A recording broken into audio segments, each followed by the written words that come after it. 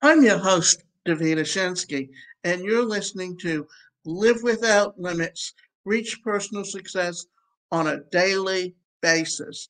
The purpose of this podcast is to talk about relationships, talk about personal development, talk about personal growth, mental health, and psychology, things that can help you to live the most productive life that you can have. And today's presentation is titled Seven Important Things That You Need to Talk About Before Getting Married.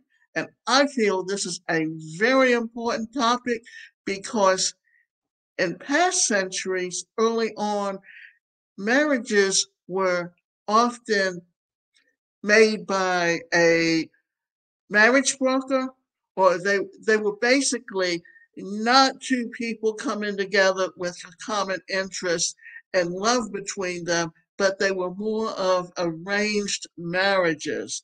And as things changed, as you started seeing more and more people getting into relationships, then communication became a problem and you started seeing a high rate of divorce. Therefore, we want to discuss the subject so that we can help you put yourself into a relationship that does not end up in divorce. Marriage is a lifelong commitment. It is a big deal and should be treated as such. When two people make the decision to intertwine their lives, there is a lot of compromising that has to happen. However, this can only effectively happen when both people know exactly what they're getting into and that there aren't any surprises. Whether it's your first marriage or not, there are certain things that you undoubtedly need to discuss before going on with the decision to get married.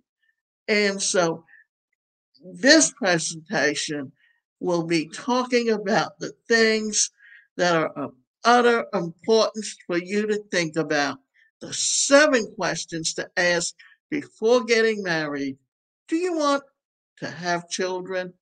It is easy to assume that your soon to be partner wants the same things that you, but can you never really know what they stand for unless you ask them?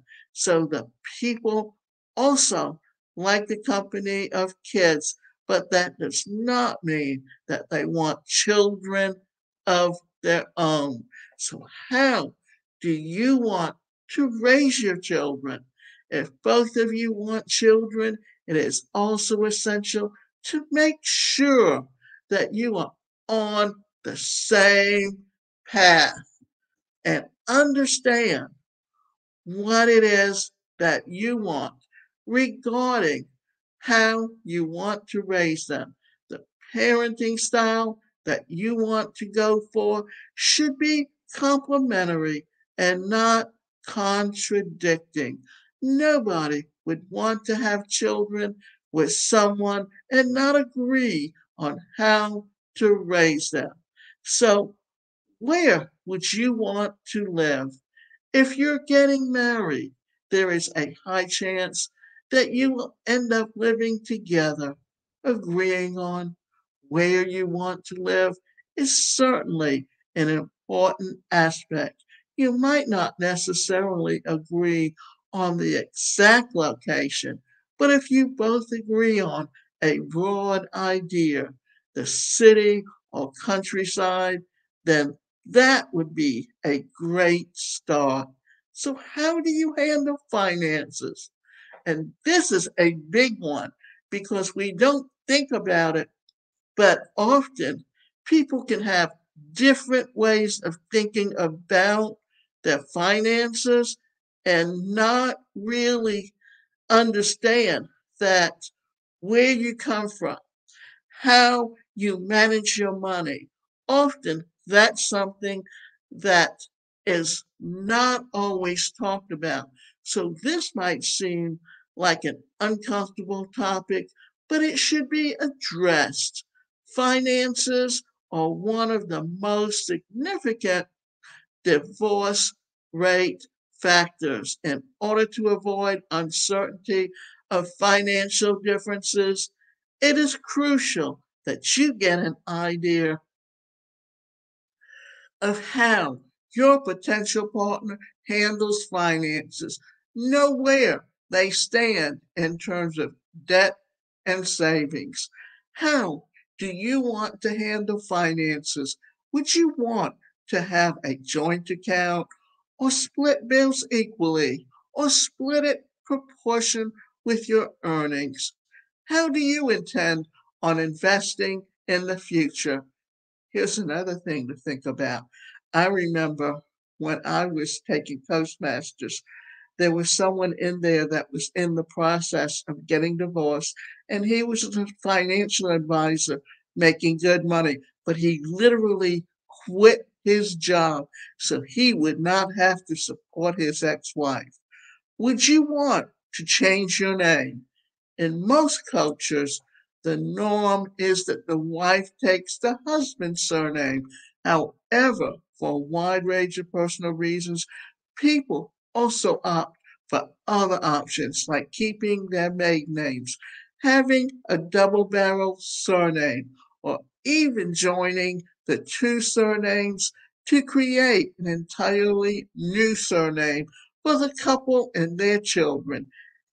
It is important to know what your partner wants, and if they are comfortable, let them share their rationale.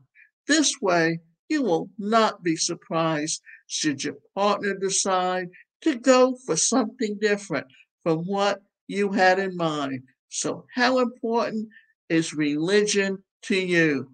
This will help you understand the role of religion, and it will play into your relationship. Should you uphold different religious beliefs, it will be essential for you to also discuss how you will accommodate the religions. If you intend on having children, you would also need to discuss the religious values you will pass down to your children. Often, when there's interfaith marriages, there is a big conflict, especially when each of them are so indoctrinated into the faith that they were raised in. What are your expectations regarding sex? I have read about people complaining of how much their sex life has changed since they got married countless times. Certainly, as the other aspects of your life change, your sex life are bound to change. But as this is at the core of your intimate relationship, it should not be simply ignored. You need to be able to talk about your expectations, what you enjoy, and what you would like to try. In order to effectively have this conversation, you need to start off by creating a non judgmental space where everyone can openly share. Everyone has to actively prepare before getting married. As you move towards getting married, remember that marriage is a partnership where both people best traits should be highlighted. It is not a DIY project where you work towards changing the other people. You both have to actively put in the work to make sure that your marriage starts off on a good and level ground. The above are just some of the topics that you should discuss.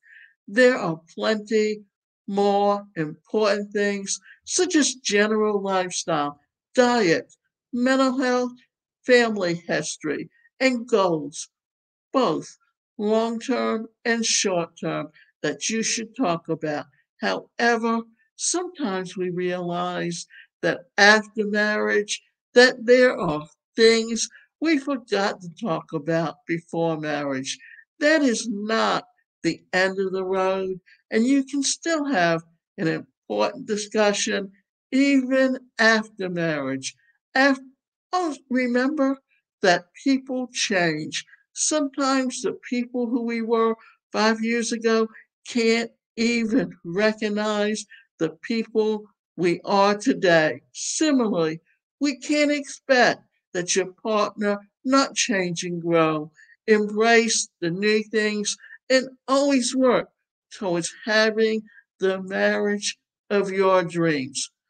By realizing and working towards some of the things that we talked about today, it can help you to develop a long term relationship that will not end up in divorce. And some of the things that we talked about are things that were never discussed between couples and why the divorce rate has increased 10 times in the last few years.